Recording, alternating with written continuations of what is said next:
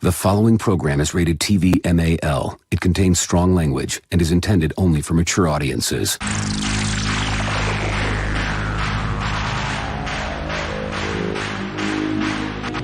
TBS, America's #1 independent television network, presents the following sports exclusive.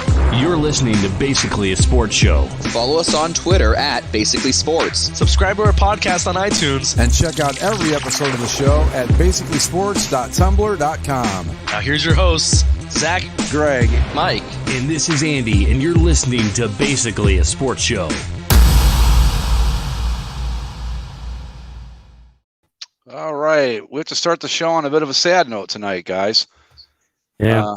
Mike will not be with us tonight. His beloved cat Rampage was put to sleep today, which is, anybody that's ever gone through it, is just one of the worst things you can ever experience. And so Mike will not be joining us tonight, and you're in our thoughts, buddy. That's all I can tell you.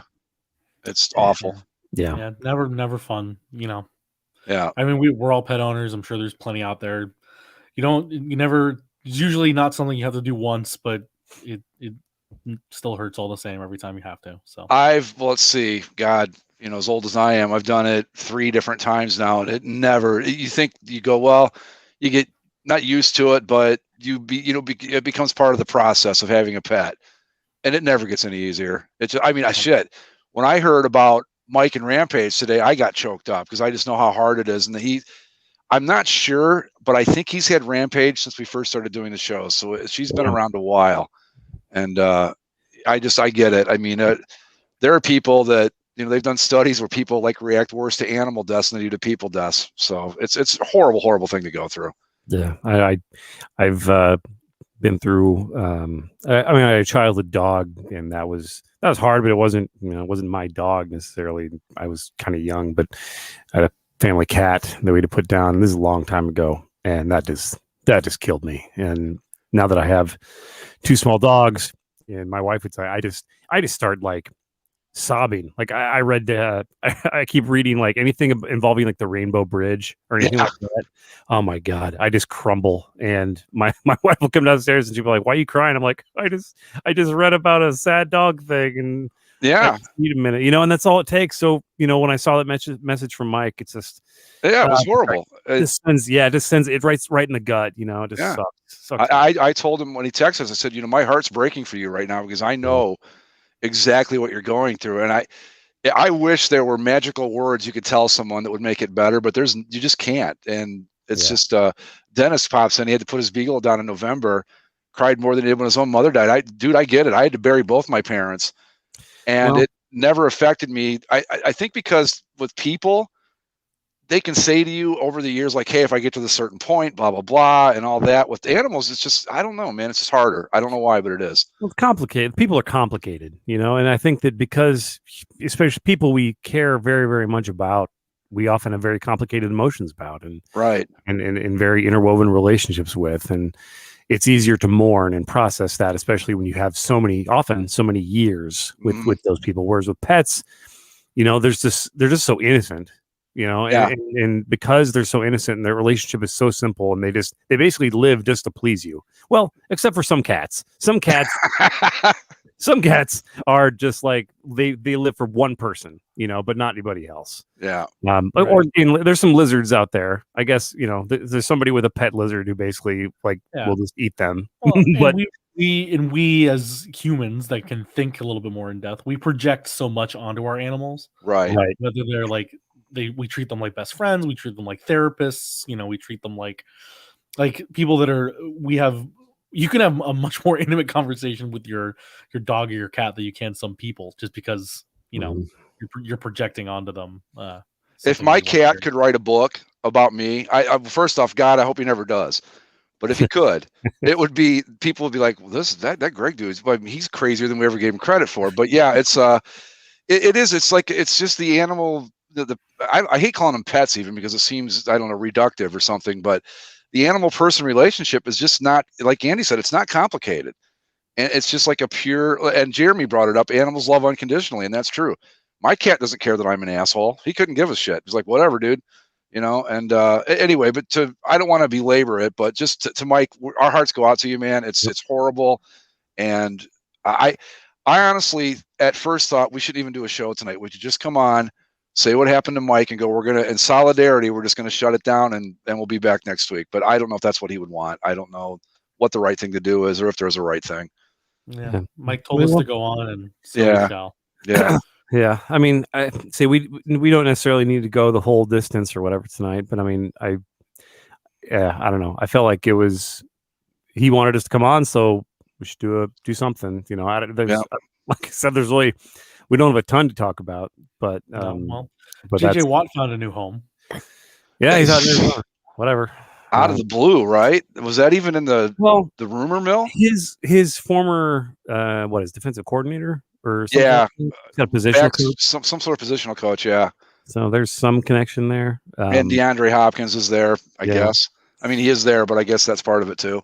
Yeah. There's some picture that what's the quarterback name for Arizona? Killing me right now. Can't remember. Kyler Murray. Murray tweeted a picture of him and JJ Watt when probably like 7, 8 years ago or something.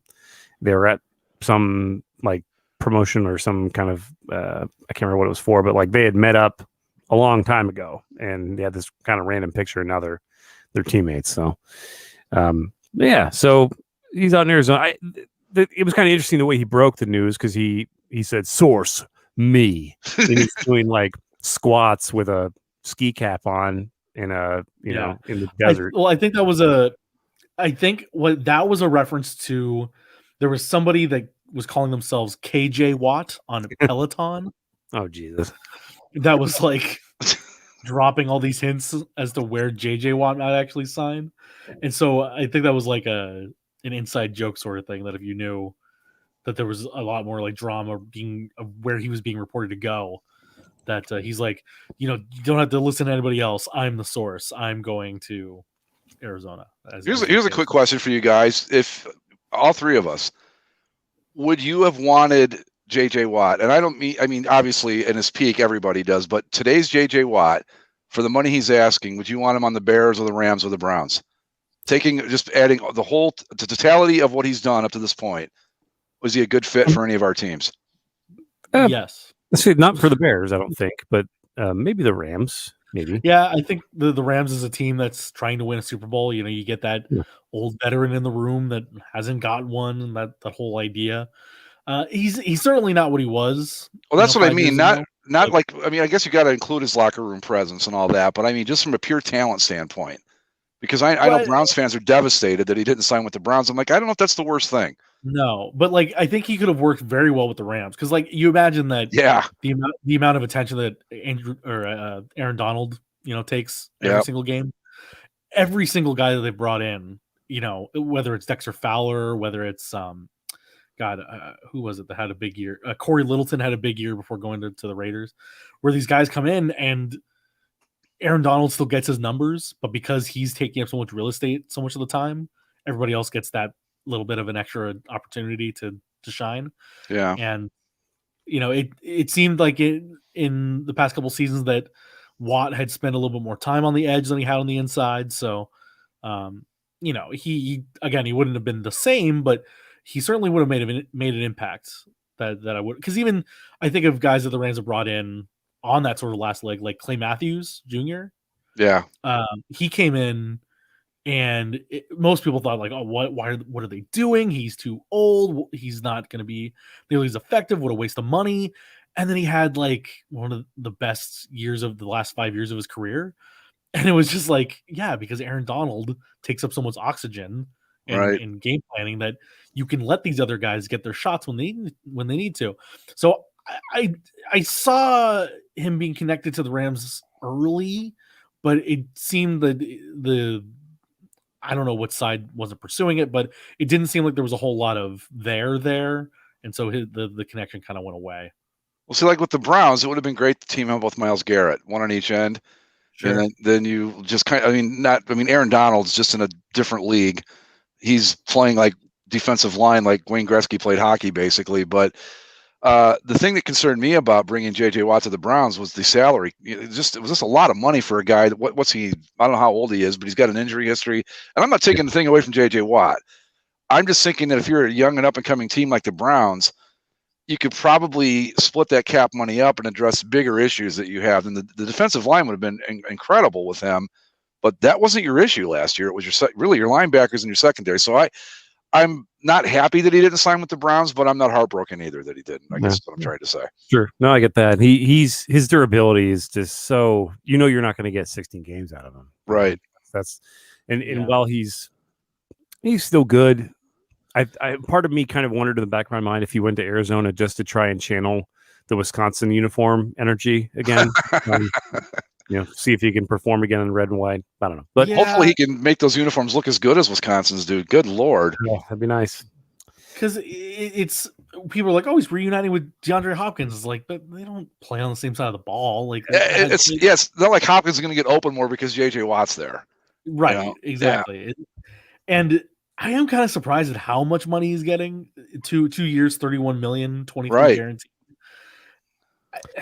Well, because you're right. The injury things, he could rip his pec again, tomorrow, and be done. Or how many knee surgeries has this guy had? That is a lot of money for a guy that's clearly like at the end of it all. But I think that if you take a couple $1 million flyer on him with a very incentive laden deal, sure. But it's just it's like you said, it's a lot of money for a guy that if he's going to be if he can play a full season and be 85% of what he used to be, that's that's going to be great. But I just don't know. And the Cardinals are going to be competitive. They're they're going to be right there for a playoff spot. But it now that I think about the money a little bit more, it definitely seems like he went to the place that could fit him in their budget more than he went to the place to try to win a title. Who was the other defensive lineman they have that's really good? He's led the league in sacks since his rookie year or whatever. A total sacks, not like every year, but I can't think of his name. Yeah, he's kind of up there in years a little bit to himself now, but he's pretty good. It's not Chandler, is it? Is that what I'm thinking of? Anyway, they've got another guy that's pretty good. He's a sack leader and all that. I can't think of his name now, but who knows? I'm trying to. I feel like the name like Buckner comes to mind, but I don't think that's it. Zach will find it. He's the reporter. I'll let him scour. But so what is interesting is that he can't wear 99 on the Cardinals. 99 is currently retired for Chicago Cardinal Marshall Goldberg. I don't know. I don't know who that is. But I'm assuming he's somebody because Cardinals they're the oldest. Yeah. Are they the oldest football team? I think. Here's where we need Mike. Mike actually knows quite a bit about the Chicago Cardinals, but I'm pretty sure that's correct. Yeah. So what's interesting. Sorry, I just want to. Michael Goldberg was 99. He played running back and fullback. That's interesting. Anyway, go ahead, Zach. So your defensive sack leaders for the Cardinals last year, the top 4 were all linebackers. Hassan Reddick with 12.5. Dennis Gardeck, 7. Marcus Golden, Devin Kennard. I think. Are you thinking of Calais Campbell? No, there's a guy that like I said, he hasn't led the league in sacks, but he's got the most sacks in the NFL. Chandler Jones. That's him. Yeah. He had 1 sack last year. Okay. Well, again, like I said, it was a cumulative thing, not a like a every year thing, but yeah. Because I read something they were excited about him playing with JJ Watt, and I thought, well, they're both like 10-year veterans. I don't know if you're going to get that much out of them. Yeah, he was drafted in 2012. Jeez. Yeah. I thought he was a Patriot. He was, I believe. Okay. His career.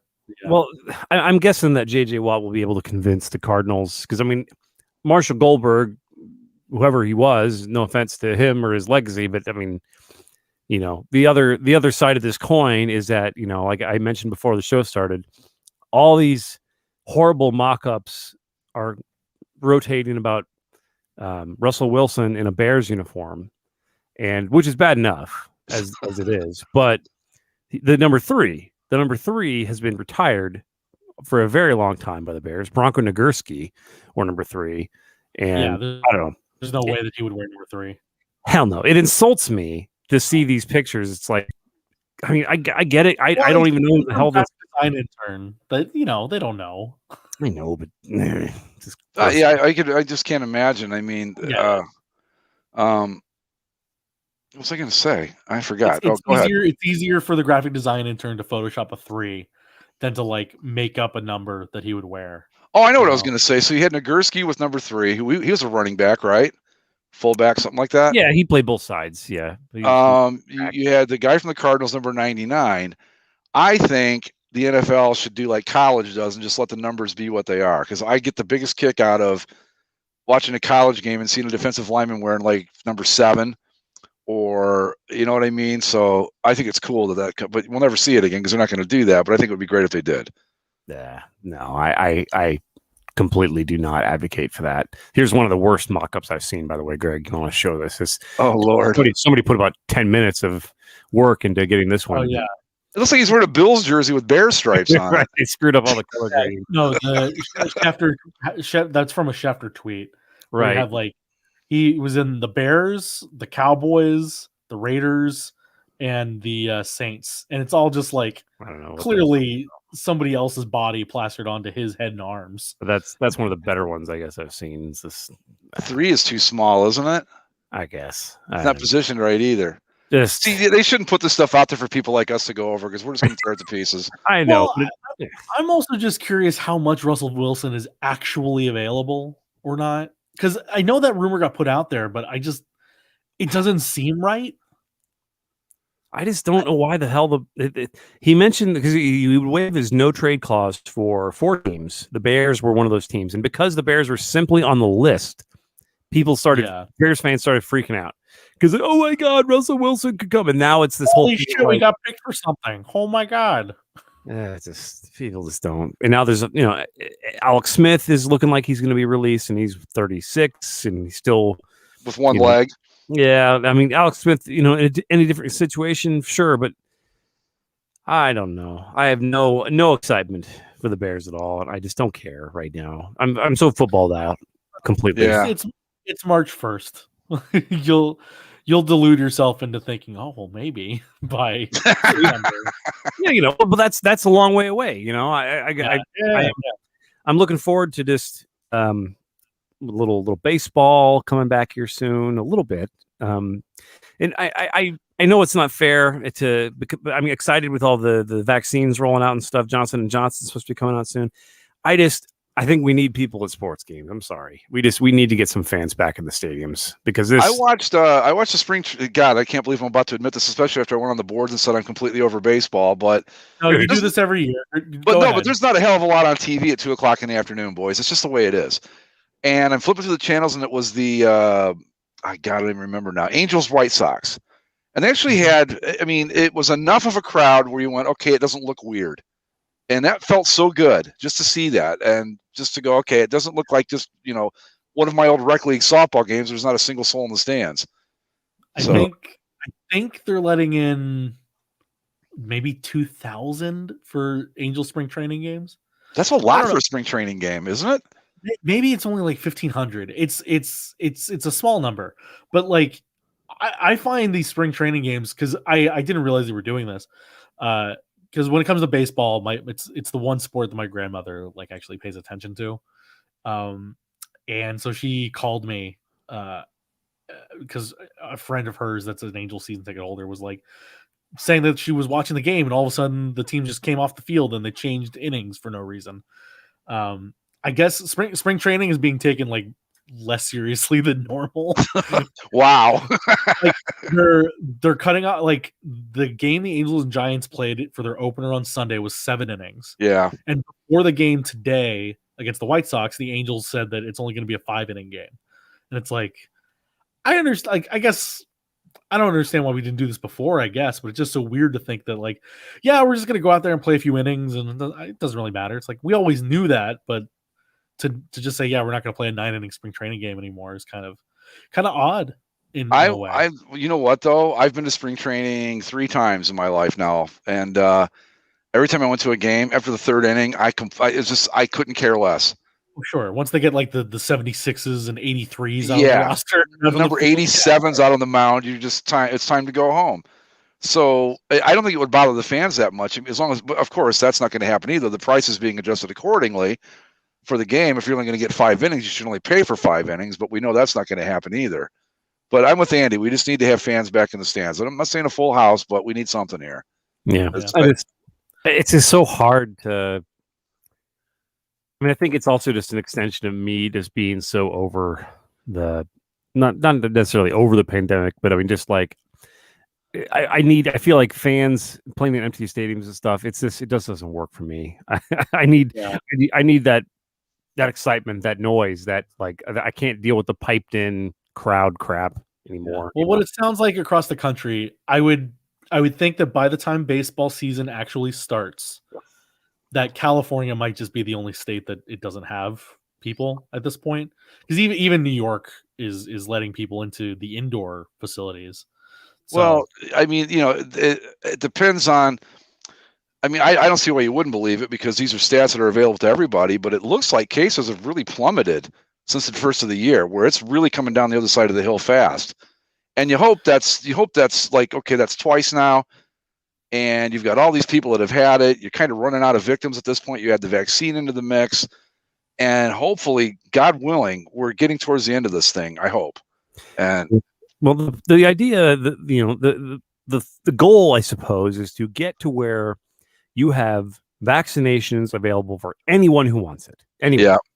To where they can just go and get it, and you have, if people want to not get it, that's their right. It's a foolish decision, but that is their choice. body, their choice. Right. And I mean, as long as essentially enough people get the vaccine one way or another, because I think the Johnson & Johnson vaccines, it's one shot. It doesn't necessarily stop you from getting it, but it stops you from being hospitalized. Essentially, you just kind of feel like crap for a few days. Yeah. Which is, I think that's what all three of them are. Well, I'd also read an article, I forget where I saw this at, that the Pfizer vaccine right now, they're saying that it's 93% effective after the first shot and 94% effective after the second, which kind of renders the second shot almost pointless.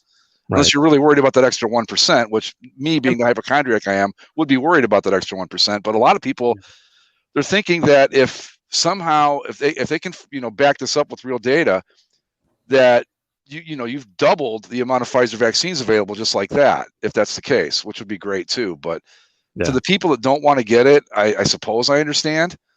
And that's up to you, but okay, Yeah. I mean, but it's like Andy was just saying that, like, now that we're going to have 3 different varieties on the market, and them all producing much more by the time, basically, like, it's not going to happen overnight, but it seems like by June it will be available to anybody that wants it, for the most part. Maybe July. And I think what you said too is right, Greg, where you've had people that have had it, especially with the big surge we had. You have a large section that have had it. You're getting even more people day by day that are getting the vaccine. And then you have everybody else that's been playing by the rules the whole time, and have been trying to be as safe as possible since then. So I think we are getting to a point where the number is going to go down, or at the very least level out at a low number at a certain point. And then we just have to adjust. And, we've made a lot of adjustments over. I mean, you think about it, it was a year ago yesterday, technically, it was February 29th. A year ago yesterday was the first death of COVID in the United States, recorded COVID death in the United States. Wow. And we got damn busy after that, didn't we? Right. And next week, next Friday, March 12th, will be the 1-year anniversary of the last major sporting event before the shutdown. The Rudy Gobert game. Right. Next week is Rudy Gobert week. So we've been living in this for 51 weeks. And we've all certainly made many changes to our lives, seen many things happen in our social circles, or sports circles, or, what, name it. There's nothing that has not been touched by this. And I think that we're all getting to a better spot. I think, cross my fingers, knock on wood and all that, but it seems like we're all getting even an ounce smarter about all this in the last couple months. So who knows? But I know I can't wait. Next Friday will be when I go to cover a high school football game in March. I'll be covering a high school football game. What the hell? Yeah. And USHFL. It will be not counting the cross country meet that I went to the other week. It'll be the first real sporting event that I've been to in over a year. And that's just so odd. And it's going to be weird to kind of treat it like, oh, I'm going to sit here and I'm going to take my stats. And no, it's going to be super weird. I think we've all lost our muscle memory when it comes to like doing that stuff. Because here in California, everything was recently approved where all these sports are starting to come back. And I know that I'm having trouble just like realigning myself to be like, okay, who do I talk to? What do I need to do? How does my life normally work? Because I don't remember anymore. So I don't know that. Wow, because it's funny. There was Florida's. I'm a big NASCAR fan, as everybody knows. But the first 3 races of the year have been within 3 hours of me, and Daytona 500. I thought, okay, they're letting way too many people in, and the tickets are going to be really expensive. I don't want to. And they raced at Daytona last week, and I thought, well, maybe, but I chickened out. Then they were in Homestead yesterday, which is about 4 hours from here.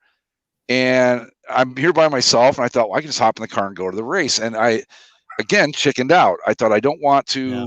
And so I don't know, even when we get back to it, I can't be the only person that feels this way, but where you're going to be like, am I comfortable doing this yet? You know what I mean? Where you're ready to go sit in a big crowd of people and all that. So I'm going to be curious to see how that plays out. I think a lot of people will just storm right back in the first chance they get, but I won't lie. I've been tempted to drive over to Arizona to just go see, a hockey game or a baseball game. And, my better judgment kind of, or my schedule really kind of bears it on the other end where you shouldn't do that. But it's tempting, I guess to me too, like a NASCAR race, you guys have never been to a track, I'm sure, but it's monstrous. I mean, it's 80,000 people, but it's not like a stadium where you've got to put it in X amount of space.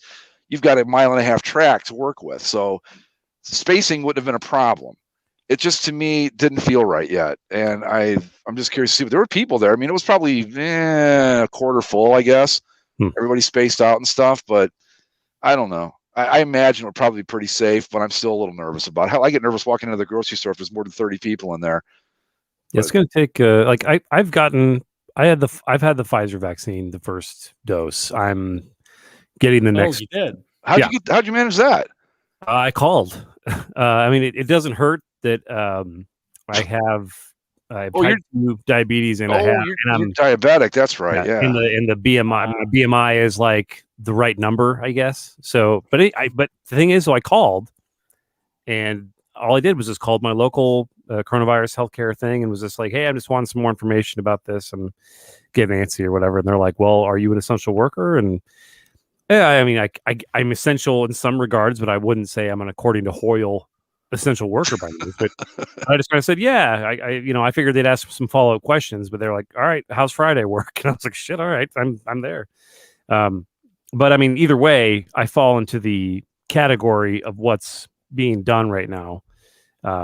So and actually, when I got in there, it was actually really encouraging because it's in my area, it's a former. You ever heard of Gordman's?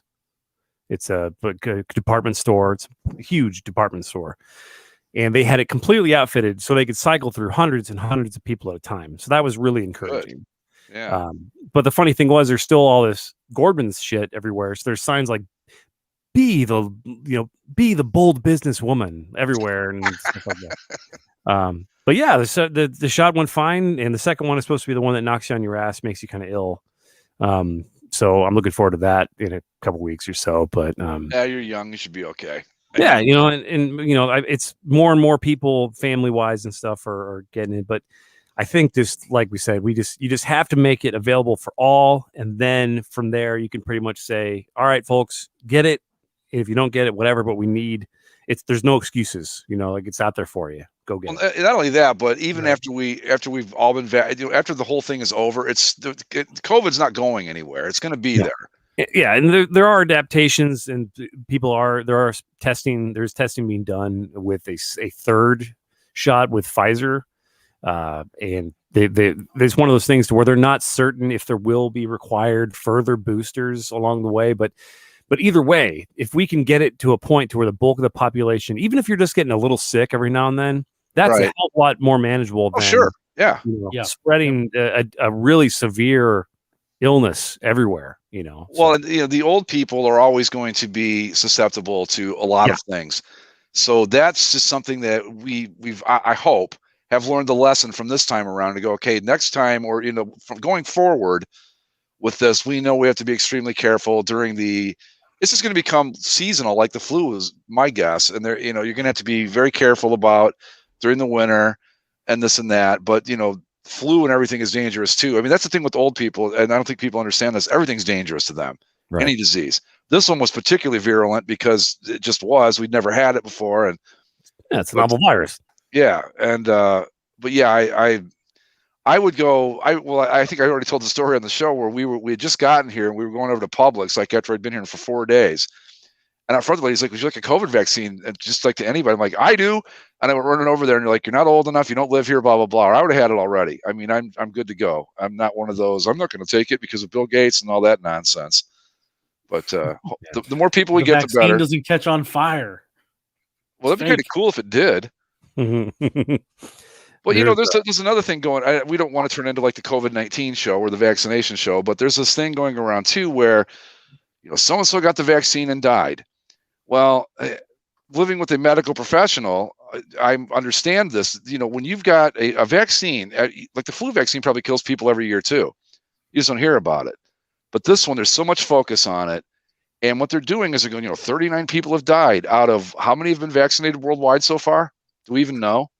I mean, it's got to be in the hundreds of millions. No idea. Many, at least 100 million, right? It's a very. The point is that you're making that is it's a very, very, very, very, very, very minuscule amount. But you've got it'll catch a headline when it happens, especially when like down here it's like, well, he was a doctor, he was administering it, he got his second shot, and then he died. It's just like, oh, okay. I mean, if you want to present it that way, sure, but like. But the thing is, if you get a vaccination for anything, read the fine print. They all can kill you, all of them.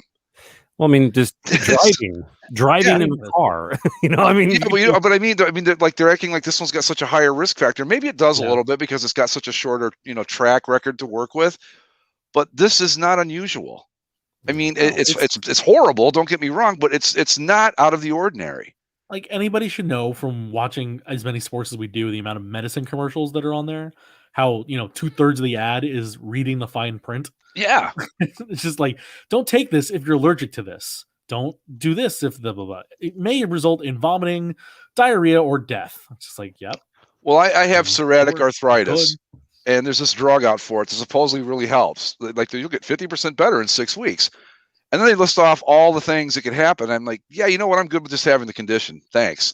I'm not going to, suppress my immune system and get sick all the time and all this other bullshit. But yeah, but the point I'm making is that the number of deaths we've had compared to the number of people that have gotten the vaccine, it's honestly, and I hate to, I don't want to discount anybody's death from this, but it's statistically kind of irrelevant. I mean, it isn't, but it is, If you've had 100 million at bats and you struck out 39 times, that's not going to change your batting average very much. That's what I'm saying. I guess they're looking at right around about 5 to 7 million people per day are starting to get vaccinated. Yeah. And the United States is up to 20 million right now, which is surprisingly low. But this is from CNN, so I could be totally misreading this graph. But thankfully, the Isle of Man is 8.6% totally vaccinated. So Isle of Man, well done. Yeah. Good for you, Isle of Man. Right. Then it says that the side effects or the vaccine is actually worse when you're young because of your immune system strength. That's interesting.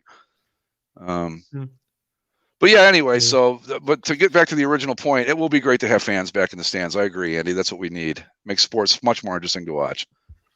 Well, it's just a human experience, and I think that we've just got. I'm just at a point now to where I'm kind of an introvert and I get very peopled out very easily. But like even now, I'm just ready to be around people again. I need some humanity, some interaction, some crowd reactions again. So yeah, we were talking earlier how like you watch any of those dog videos and then it'll just get you, make you really sad. You know what makes me cry nowadays is watching just highlights of a big sporting event, like a huge highlight, and just the roar of a crowd when something happens. Oh yeah, it's just like, oh man, you remember that? Dude, I watched incredible. the two. I can't remember what year it was. The two Toronto Blue Jays.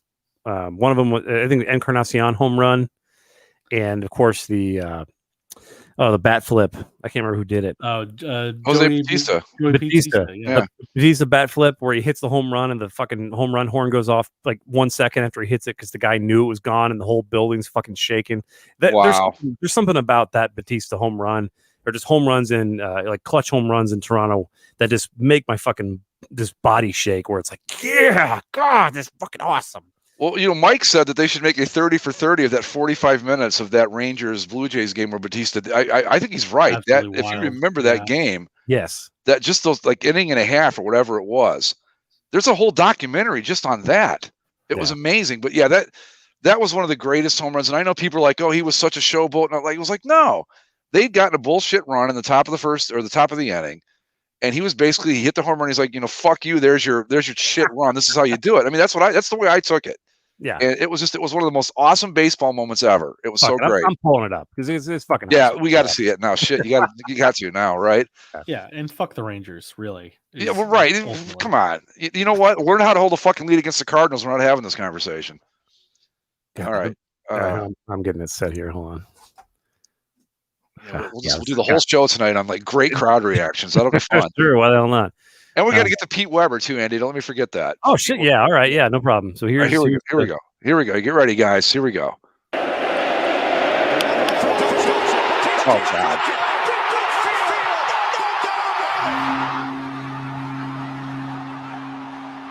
Look at all this shit flying everywhere. People throwing trash and popcorn. Look at this. Look at. Fuck off. Fuck you. Look at the camera. The shaking. Yeah. I love watching the crowd like stand up. You can see him stand up as he hits it, like in the background. They all like stand up because they know. That's pretty cool. Yeah, that's awesome. Just that's like a pro wrestling like huge moment crowd where you just lose your shit. Like that doesn't happen very often. Like I don't know, man. That even just watching that now, just there's something about the hesitation after he hits it and then he just throws the bat. Like that shit's cool. Like that's great. I love that shit. Well, stick in the mud about the bat flipping, kiss my ass because it's awesome. No, that was incredible. That was the best bat flip ever. And then, of course, I think was it later in the series or before that, he was on the receiving end of the best punch ever thrown in a baseball brawl in history. When what was the guy's name? Rogned Odor. Right, just decked his ass. But so what? It's all part of the thing. Chaos Blast chimes in here with yeah, you know what? I was on the losing end of that game 7, but that was pretty fucking awesome too. I got to be honest. That World Series game 7. I can't. Yeah. Strangely enough, I didn't see the end of that game because I was in a car. I listened to the end of the game. Did I not tell you guys this? No. Okay. So you experienced the Cubs finally breaking the World Series drought in the car. Yeah. So here's how it went. So, I'm with my parents watching the game, all this huge Cubs fans. And who was the guy who hit the game tying home run late in the game? The ball didn't really hit the camera.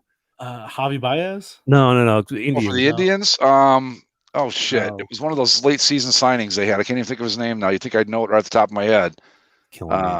But so this guy comes up and he blasts a home run right to the corner. Cleveland's going ape shit. LeBron's in the stands flexing like he gives a fuck. Yeah, let me stop you right there for a second. Fuck that guy, and I'll tell you why. The whole time he was going to St. Vincent St. Mary in Akron, when he played for the Cavs, he was a Yankees and Cowboys fan. He can kiss my fucking ass. Simple as that. Go ahead. Continue with your story. Rajai Davis. That's who it was. Yeah, Raji Davis. That's it. Yep. He hits this home run. Place is going nuts. And I mean, everyone in my family just pits in their stomach, just feeling sick. Like, here we go. This is the ultimate heartbreak. They're going to crush us right here. And so by the time the 9th rolls around, we're all stressed out to the point to where we're just pacing the room. It starts to rain. And I figured, well, shit, it's going to be like, 30, 40-minute rain delay. I'm just going to head home. And it's like a 45-minute drive home. Oh, no. And so I didn't want to be stuck because I lived an hour away. I didn't want to be stuck there overnight or leaving really late at night.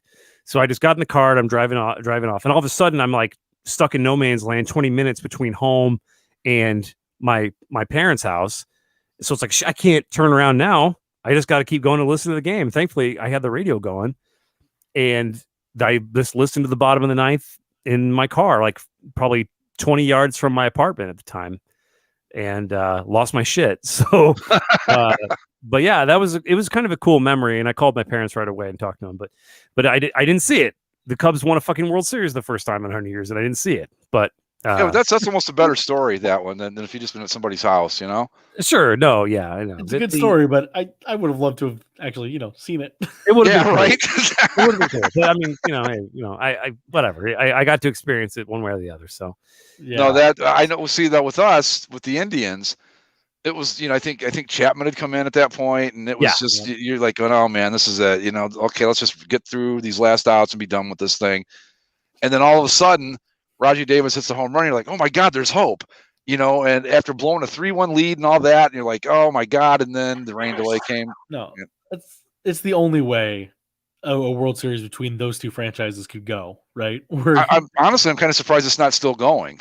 It's just a duel of like the oh no's setting in for everybody. Yeah. Well, here's the Davis home run. The crowd reaction was pretty kick ass. I mean, I can say that now in retrospect because the Cubs won the series, but the moment, bottom of the eighth, looks like it's a 2-2 count, and then he does this, and he hits it right to the camera. Pretty cool moment. Piece of shit. Look at this. The camera right there, like, hits the camera. Of all people, Rajai Davis. And even Joe Buck is like jacked. Like, that's not nothing. Cleveland going crazy. Well, my girlfriend, because she doesn't give a shit about this stuff, which probably makes her a better person than any of us, but she went to bed and I was trying to stay quiet. He hit that home run. I'm like, fuck it. And I'm yelling and screaming and jumping up and down, woke up the whole damn house. So, yeah, but that was a great moment. It didn't work out for us, but still, what a cool thing to see, though. Just to be able to say you were there to see it was pretty cool. But, yeah, we need more of that back at games. I mean, is there like a moment you remember from years gone by where you've actually like just lost your mind in your living room to a huge occurrence? Where, yes. Like what one comes to mind? 1986 Browns-Jets playoff game, double overtime. And the Browns were down 20-10 with 4 minutes left. And somehow or another, Bernie Kosar led them back to tie the game in regulation. And at that point, and this is going to make me sound like a really shallow asshole, but I don't care. I was praying. I'm like, God, if you let them tie this game, I will go to church next Sunday, which is something I just don't do. And they tied the game. I'm like, okay, I've got to go to church next Sunday. Then I'm like, if you let them win, I'll go 2 weeks in a row. And they won. But yeah, I mean, that was just, I can't even describe it. You just had to be there. But I mean, I was screaming, yelling, happy, blah, blah, blah. And it was an amazing, amazing experience. Still sticks with me to this day. No, so they got the whole game on YouTube. Yeah. That's pretty awesome. Yeah. The ones that stick out for me are the Ducks. When the Ducks won the Cup, it was fairly like dominant. So there wasn't like a whole lot of that. There was only one game when they beat the Red Wings in overtime, which was kind of just crazy. But when it comes to like reactions, and my story is kind of similar to yours, Andy, was the Ducks in the playoffs. What was it? 4 or 5 years ago now. They played Edmonton. They were down 3 goals with 3 minutes left, and it was on a Friday, and I was covering a high school track meet because it was the league finals for this track league, and it's like I had to be there, and if it was anything less than a league final, I would have not gone, and so I just would have gone to the stupid game, but I didn't, and because it was like a game 5 or game 6, and if the Ducks had lost, it would have been over. So I had to mute everything on my phone. I deleted the ESPN app. I had to keep Twitter. I had to keep Twitter on because I needed it for my job, but I made sure to mute all Ducks related accounts. I again deleted ESPN from my phone, kept my phone in my pocket unless to tweet, and then I would tweet, wouldn't look at anything else, and just put it back in my pocket. And so I come home, I start watching the game. They're down 3-0. It's like, oh well, damn. Well, that sucks. And then, well, they score 1. It's like, oh well, that's nice. You know, a little fight. And they score again. And it's like, wait, what the fuck? Holy shit. We have like a minute and a half. They couldn't possibly do. And then sure enough, sure as hell, they score. It's like, holy shit. And then I'm sitting there because the game has gone, now that we're like where we are in the game, or not even that, I think it was like midway through the third period before the goals started happening. My family wasn't home yet. And so I was like, something's up. Something's going on, and I don't know what it is. And so they come back to score, and then they win in double overtime. And, and finally, my family came home right after the double OT, and I was just like, I can't believe I missed this shit. Because when it comes to like big games in Ducks history, I've been to all of them except that one. That is the one that just like I didn't get to go because I had to do my job. The one that sticks out from childhood is when the Angels beat the Giants in 2002, the Game 6 where they come from behind, and that was a cool game. Garrett Anderson clears the base, just like so Scott Spezio's home run into the right corner. The look on Barry Bonds' dumb face. I'll tell you, it was a lot of fun for me too. I don't know if I was as invested in it as I like with the Browns or the Indians over the years, but that sweep the Jackets had of the Lightning, was that 2 years ago now, right? Almost. Yeah. We still had fans, so it was what the 2019 season, 2018-2019 season. That was fun. I mean, that was just like when the 2 home games and just, especially I think it was game 4, they finished them off and the crowd was just, way into it. That was a blast too. That was a lot of fun. Great, I love those games like that to where it's, it's just a playoff game, but it means something. Yeah. City. Like they don't give a fuck if they even make it to the title game. They just want their one, just give us this. Yep. Yep. Yeah. The one that comes to mind I'll forever hang on to is the 2 goals in 17 seconds against Boston in 2013. Oh my God. That was I'm so glad I have that recorded. I have the audio of that. And it's just me losing my shit for I don't know. There was 70 seconds left, and Bickle then Ballin, and that was awesome. Wait, was that against the Hawks? Yeah, that was Blackhawks Bruins in 2013. It was against the Bruins. Yeah, but that was the Rip Mike's I just remember. Huh? No. Back. Oh, there you go. You're back. All right. We're the Bruins beat the Leafs. Yeah. Oh, right. That was okay. It's not the same. Yeah. Thing. This is the Bruins. Okay, right. Yeah. Yeah. Well. Okay. Yeah. I got mixed up for a second. So I'm like, I remember watching that and I couldn't believe. Are we like out of sync? No, your internet's kind of up and down. I don't know, Zach. You may need to fix your network or whatever. It's just kind of dropping out. No, I was thinking of the Bruins Maple Leafs game because the Bruins did that to the Leafs too, and because that was like just we were 10 minutes from going on the air with the show. Mike just got like the ultimate gut punch of a sports fan. Zach's internet is this. We've discussed the Boston Bruins, and now his internet is going. Yeah, I don't know who's sending the drones this time. Be right back. All right. Okay. But yeah, that was I forgot about that Blackhawks game though. God, that team was so good, man, back in the day. Jesus Christ. That I lived and died. That 2013 team was like the 2010 team where Kane hit the game winner that nobody could tell went in the thing and went in the net, and people were kind of like, Doc Emmerich couldn't really tell what was going on. Every players are celebrating on the ice. That was cool, but it wasn't the same. But let me see. So there's Zach. Are you there, buddy? Yeah. So what I find happens is once the jumbling starts happening, it gets me on a delay, and then what I say, it sounds like I'm on time, but then when I'm speaking to you, it's not. So. That's once the jumble starts to go, then I have to kind of reset. But anyway, so this is just to get a brief glimpse here of actually, because I told you I have the audio from this. It's It's the night they won the cup, and it's like only 2 minutes long. I'm not going to play the whole thing, but I definitely, you guys should hear when I react. So the first one is the tying goal by Bickle, and then shortly thereafter, you can probably figure out when Ballin scores the follow-up goal. Score! Score, baby! Score! Oh my god! Oh my god! Holy shit! Holy fucking shit! Oh my god, my heart is pounding. Holy shit. Oh my god. I can't even think. Oh my god. Oh, look at all. Fuck. Oh, fuck. That was so awesome. Alright. Alright, shit. Oh my god. Oh, fuck. Another 13, guys. Come on. Don't give it up here. Score! Score! Oh my god, score! Oh my god! Like, it's just, just pure elation.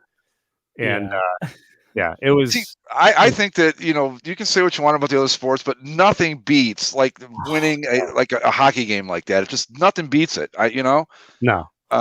There's nothing like there's walk-off home runs, but something about a game-winning hockey goal, man. Oh. Yeah, it's just amazing, especially in a game like that. Because I still to this day don't believe the Blackhawks won that game. Because just so they were down the whole time. It didn't seem like they were getting too much going for them. And then in a blink of an eye, they're tied in the lead. And especially with what was it, 1 minute left? Just if you're, I couldn't imagine being the other team where it's like, hey, we're going to go to Game 7 of the Stanley Cup. Isn't this fun? Oh shit! Oh no. Well, I think what makes it great with hockey is because you're always kind of on edge from the first opening face-off.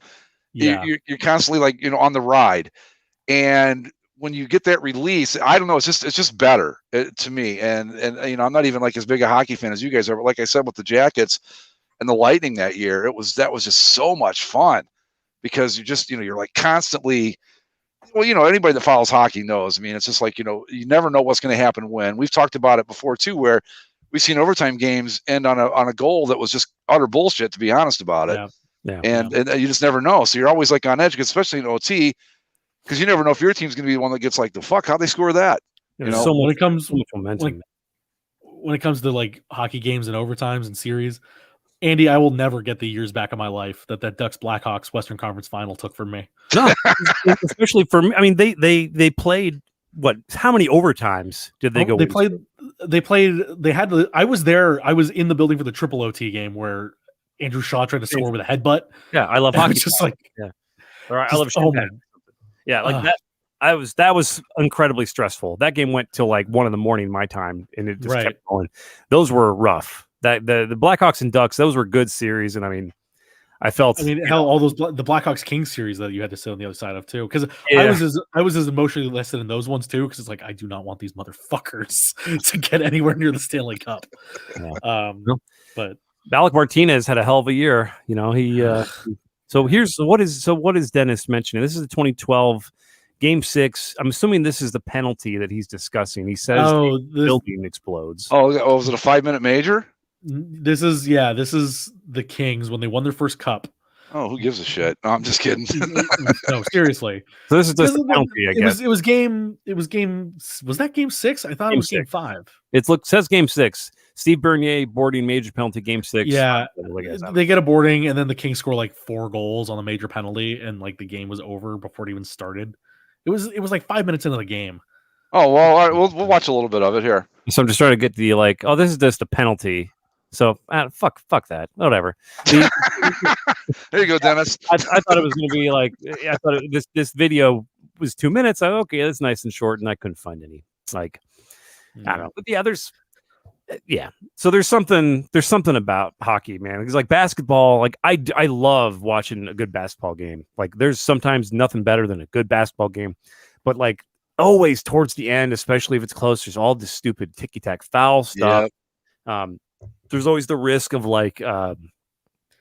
just a game that isn't as fulfilling at the end as like a hockey game. Because with hockey, I love all the like random hypotheses and like mysticism that go into hockey. It's like, well, a 1-goal lead is fine, but it's not as if you have a 2-goal lead, look out, because a 1-goal lead is in some cases better than if you have a 2-goal lead, because then it sounds stupid. I would much rather be up 1 goal than 2.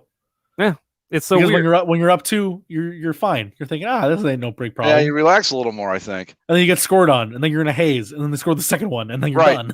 Yeah. Well, I get it. You see it in football too. I mean, like the Browns playoff game, it was like they got out big. I'm like, this is not good. Too much game left. Same idea. Or in baseball, you go out and score 8 runs in the first inning. It's like you've lived them way too much time. But hockey's just. I've said it for years. There's nothing better in the world in sports than playoff hockey in overtime, as long as your team's not in it. Yeah, that's the thing. Yeah. It's when your teams are in it, it's just the most stressful. Oh my God!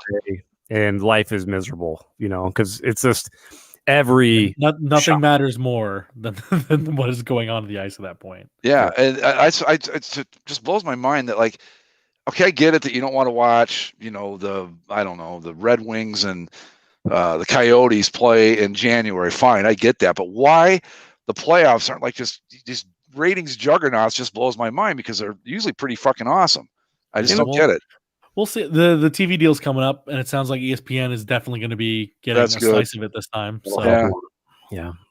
And Gary Thorne happens to be a free agent. He didn't get re-signed for his Baltimore Orioles duties, so. Really? Bring back the NHL on ESPN. Little Gary Thorne, Bill Clement. Yeah, I'd be all over that. That would help a lot. I feel like, again, like it's just awareness thing, because I mean, with football, it's still king of the world, and it probably will be for God knows how long. Until 5 or 6 guys die on the field, and it finally starts coming down the other side. But yeah, even then, people that might actually make it better. I don't know, or not better necessarily, but tune in. Yeah. Chargers Broncos, who will drop dead? Last week, DeAndre Hopkins was killed by an illegal hit. This week, to see what happens. You're right. The ratings just go up from there. What am I thinking? Yeah, but I don't know. Ratings have been down across the board, though. Yeah, but I think it's because of what Andy brought up. It's just weird to watch now. Yeah. I think that people want escapism, and when they turn on the thing and turn on sports, and they see non-escapism, they see no fans. It's just not the same. It's an escape in a way, because it's sports and it's distracting, but it is not the whole deal. It's like eating multi-meal brands of something you really like. Like these aren't Honey Nut Cheerios. These are multi-meal Cheerios, honey oat rings or whatever. It's not the same. No, and I know a lot of people wonder, like, oh, it's because of the politics. I'm sure there's like people out there that don't watch because of that. Yeah, but the driving factor behind the ratings going down is it's just weird. It like with baseball. I remember when baseball came back, it was like, oh, it's gonna be great. I said it's gonna be the most fucked up thing you've ever seen. There's no one in the stands. It's like worse than watching spring training AA ball or whatever. And it was. So, and I don't know what happened with the NBA. That was a little surprising. I mean, I don't think it would be as bad as it was. Yeah, but even the NFL fell it this year. I'm laughing because I was queuing up that Pete Weber video. Oh, I couldn't remember Pete Weber's name. I've been having terrible time with names lately, but I couldn't remember Pete Weber's name, so I was like, well, I'll just YouTube search. God damn it, yes. First result, and the name of the video is in all caps. Pete Weber. God damn it, I did it. Who do you think you are? That is, I have to say that's probably my favorite sports quote. Who do you think you are? I am. I was amazed at how many different people posted that damn thing on Twitter on its anniversary. I was like, this many people know about Pete Weber, which kind of just, I mean, I know it, it took on a life of its own, but yeah, I was surprised. I loved the Sunday afternoon PBA on ESPN. Because I would as a younger lad, when I was my pregame NFL channel of choice was the ESPN Countdown Crew, and sometimes you're just sitting there, you're watching it, you're not really paying attention to the clock, and all of a sudden it goes past when football's starting time, and the PBA comes on, and it's like, oh, bowling, and then you're stuck there for a few minutes, even though football's on a different channel. It's like, well, I could watch bowling, that's fine.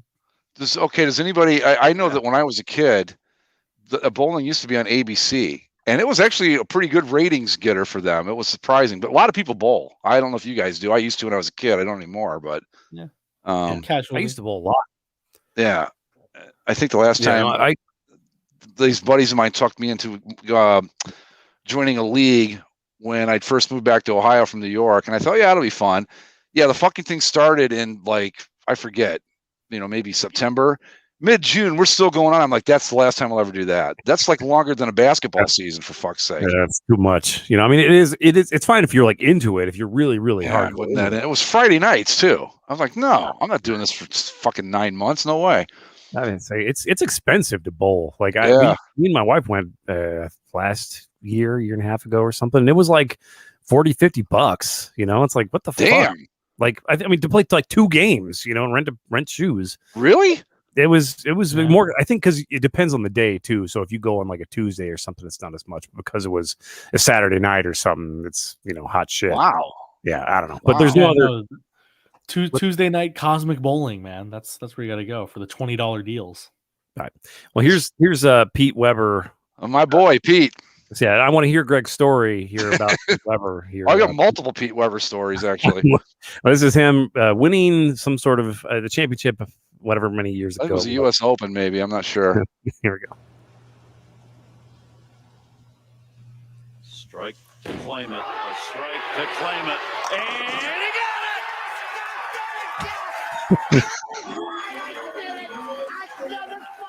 Are you kidding me? That's right.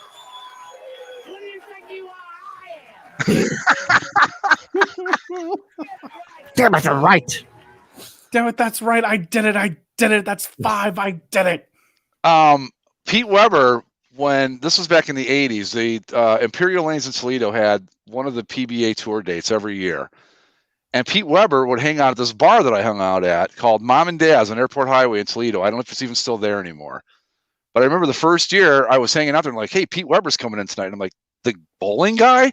And they were all excited about him. Like, I don't get it. He's just, cool, I guess. But then I found out why. Pete came in and like bought beer for everybody and may or may not have, I'm not going to say whether he did or he didn't, but he may or may not have bought drugs for a certain group of people. And then he would play pool. And the funny thing about him is that he's not entirely different from what you saw in that video there. He's not quite that animated, but he was, God, I don't want to say he was an asshole because he wasn't really an asshole, but he was very Pete Weber. But this would happen every year. And like he would come in and you'd drink with him and stuff and play pool. And he would like play pool for money. And I remember he asked me, we were like, because I know you guys have played pool in bars or not, but you wait for the table, you put your money up, blah, blah, blah. Yeah. And I get up and Pete goes, you want to play for money? And I said, yeah, let's play for $500. Because that's what I would do to like, because I don't want to get my head beaten in with a pool cue over $2. I just don't. So I always just like as a joke, like, yeah, let's play for $500. He goes, okay. Shit. I'm like, fuck. I said, no, Pete, I'm just kidding. Then he got pissed. No, you said $500. I'm like, dude. Who do you think you are? Yeah. Anyway, so Pete Weber, all 5'2" of him, was like ready to try to fight all 6'3" of me. And it took like 5 people to calm his ass down and go, look, he was just kidding, Pete. But he was so possibly or possibly not coked up that he just, thought he was the king of the world. And it's like, dude, you're in a dive bar in Toledo, Ohio. Come on. But yeah, so that was one of the stories. Champion. Yeah, well, that was the funny part about it is that people would come in and I don't know, 10 of them would know who he was. And the other people were like, who the fuck is this guy? Why is everybody acting all excited to see him? So that was kind of funny too. Like it wasn't like everybody knew who he was, but yeah, he got really mad at me because I made a joke with him one time. There was another time, I forget, he always wanted to fight over pool. And it was like, if you've ever seen him, he's a tiny little dude, but he was always trying to pick fights because I think he was just so possibly coked up or maybe not. It was the 80s. You can draw your own conclusions, but yeah, that's Pete Weber. I mean, and I've, got stories like that. I mean, fighting over pool, but then he'd buy you a beer. He would, talk shit, try to pick up women that I'm like, damn, dude. I mean, I know you're just a bowler, but you can do better than this. Come on now. Anyway, based on the one video that I've experienced of him, and of course, the years of seeing him on the PBA or whatever, he definitely does seem like a guy that really he could go somewhere and say, "Who do you think you are? I am." And Oh yeah, it's just like, do you realize what you do, right? And you realize how much people actually care about what you do. well, that was the Can you, funny like, thing, though, calm Zach. Was down? like some people really. It was like you would have thought Wayne Gretzky walked into the bar, you know. And others were like, "Who gives a shit?" You know. Oh, you're a bowler. Right. Oh, that's cute. You know. So Like if he came in, I'd be excited to be like, "Oh my god, that's the who do you think you are? I am guy." But I wouldn't be like, "Holy shit, let me play you for beers and whatever." Like, no, I'd be like, all "Can I right, get a picture of you and put it on Instagram?" two things here. Dennis puts up a couple good point.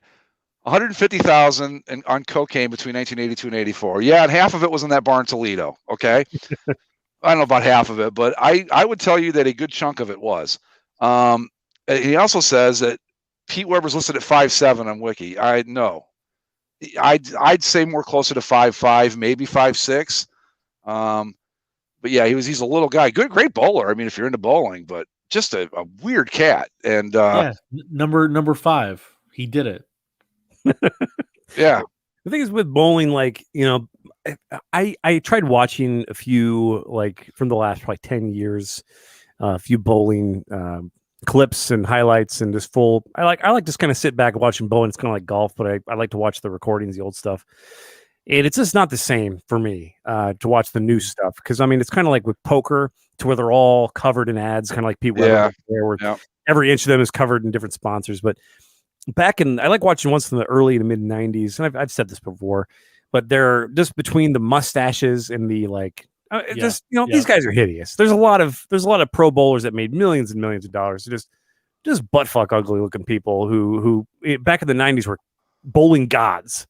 Is it weird to say that maybe bowling got too mainstream for its own good? A little bit.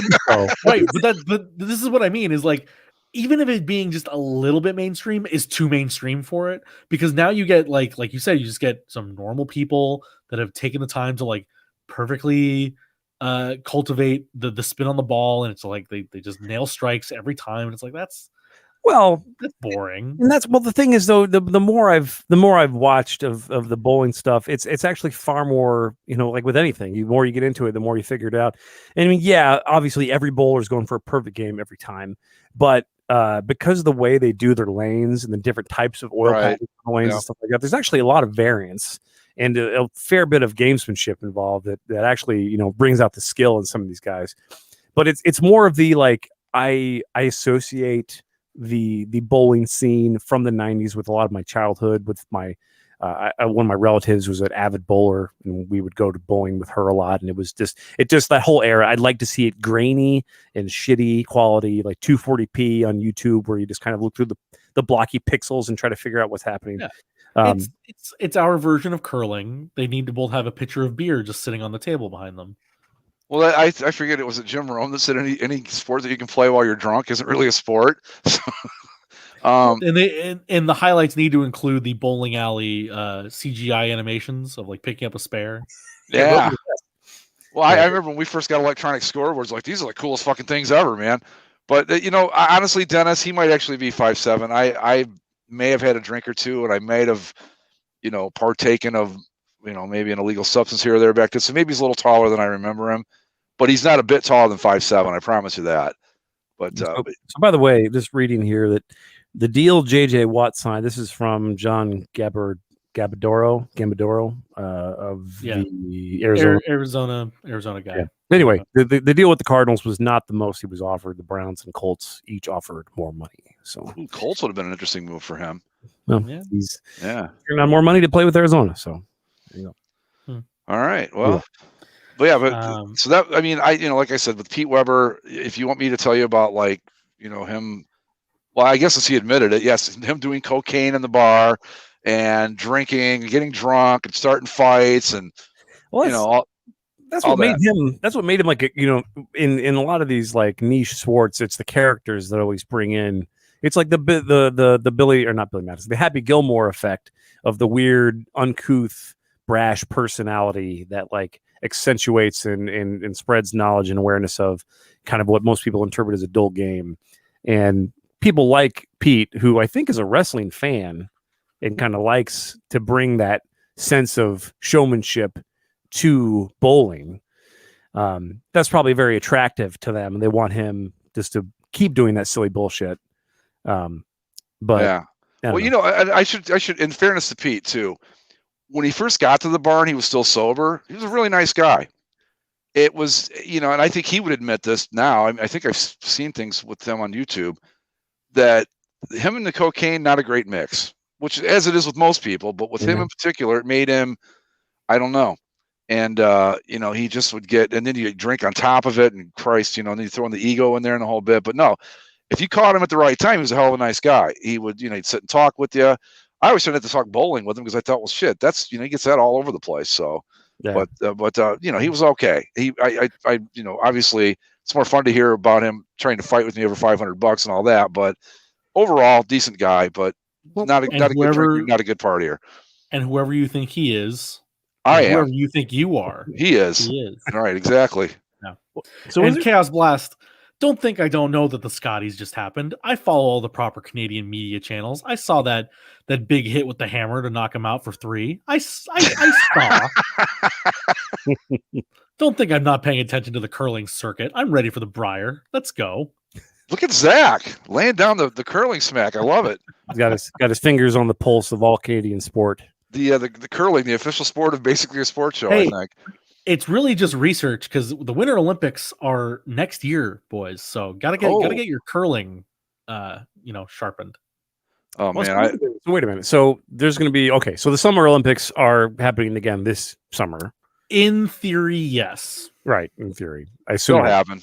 But then the Winter Olympics is 2022, right? The Winter Olympics are going on as scheduled in 2022. Okay. Yes, Okay. In Beijing. Okay. Oh God. Well, okay. I believe it's Beijing.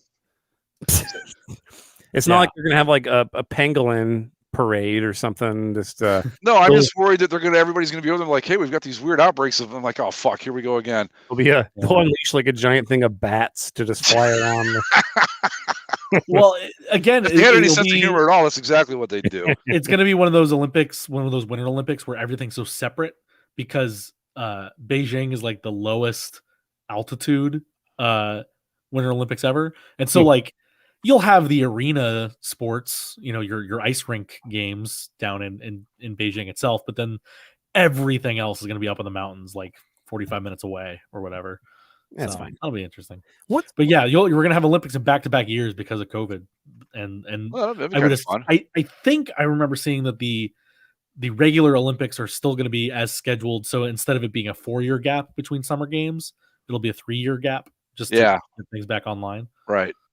Yeah, I think I saw that too. Are there any new and exciting Olympic or Winter Olympic events we can look forward to?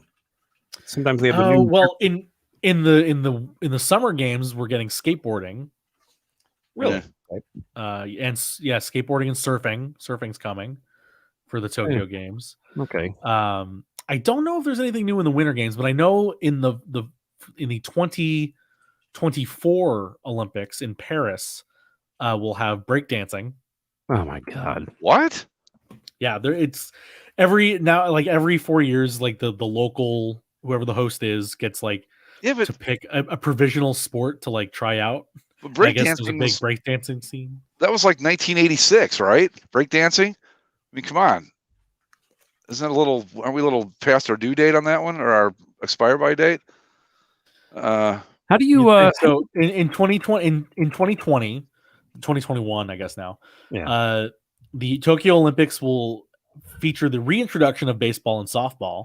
Okay, that's good. Yeah. I guess. As well as karate, skateboarding, sport climbing, and surfing. How do you qualify judge surfing? Because I mean, do they have it's a point system? But I mean, is there like a wave machine so that every wave is the same kind of thing? Right. I don't know. Well, normal. I mean, I know down here in Orange County in Southern California, we have these surfing competitions all the time, and they're done on the actual beach. So it's just, but they're done at these surf spots that have like the most consistent waves, and they're held at a time of year when the swell is going to be right, and that sort of stuff. So you can count on their being waves. I don't know what they're doing in Tokyo. Like, and really, if I don't know if you guys have ever seen video of Kelly Slater's like wave machine that he made in Central California, but it's this wave pool built specifically for surfing that creates the perfect wave every time, and they've held a couple surf competitions there. And to the surfing purists, they don't actually like that, because part of the art, you know, of surfing is taming the wave and not just getting onto a blank sheet and doing whatever you want on it. It's how you take that specific wave and what you do with it, and the style of the trick that you pull, and how long you ride the wave, and how long you're in the tube, and all that sort of stuff. I guess I'm overthinking it. I suppose it's. I don't know. I by the way, there were 7 new events added to the Winter Olympic program. I don't know how some of these feel like they're not new. Women's mono bobsled, the short track mixed team relay, ski jumping mixed team event, freestyle skiing big air. You always a fan of big air. Yeah. Aerials mixed team event, and the snowboard crossed mix team. Wait a minute, I got to go with the ski jumping because I love ski jumping. So that mean that they're going to go down at the same time, or how's it? Or is it like men and women as like a mixed doubles type thing? Or see, no, I think like side by side ramps. So that would be kind of fun. See, that's as much as I do love the winter game. I do enjoy the winter games more than the summer games. Yeah, on the whole. But there's only so many winter sports you can have, right? Right? Yeah. So you do kind of have to just like mix it up, and like, instead of just doing the full team of bobsled, there's the 4-man bobsled, then there's the 2-man bobsled, and I guess now you're gonna have a mono bobsled, which is like, how is that really any different than luge, which is just the inverse of skeleton, where you do it face first instead. Well, the bobsled, you've got to drive the great big old rig though, right, by yourself? Well, but it's a smaller sled. Yeah, but a smaller bobsled. Wow. What didn't somebody? I mean, I feel like there were some people that died in. Yeah, there was it luge or bobsled?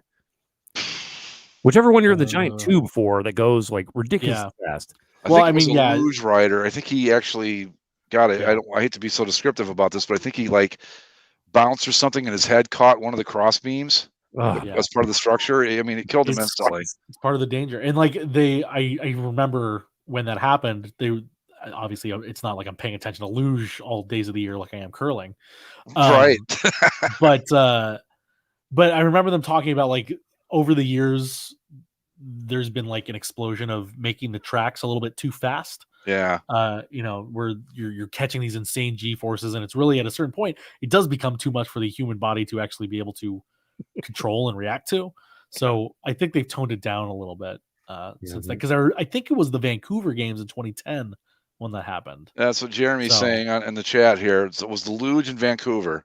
Right. So, I and correct me if I'm wrong, Jeremy, but didn't he hit his head on like a cross beam or something, and that's what did it? Like, I mean, it was horrible. I don't think they ever showed it, but it sounded terrible, whatever it was.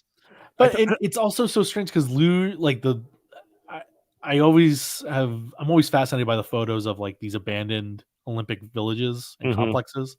Like, if you can find photos of the ones in, I think it's Sarajevo, where it's like, when the hell else are you going to use a bobsled run?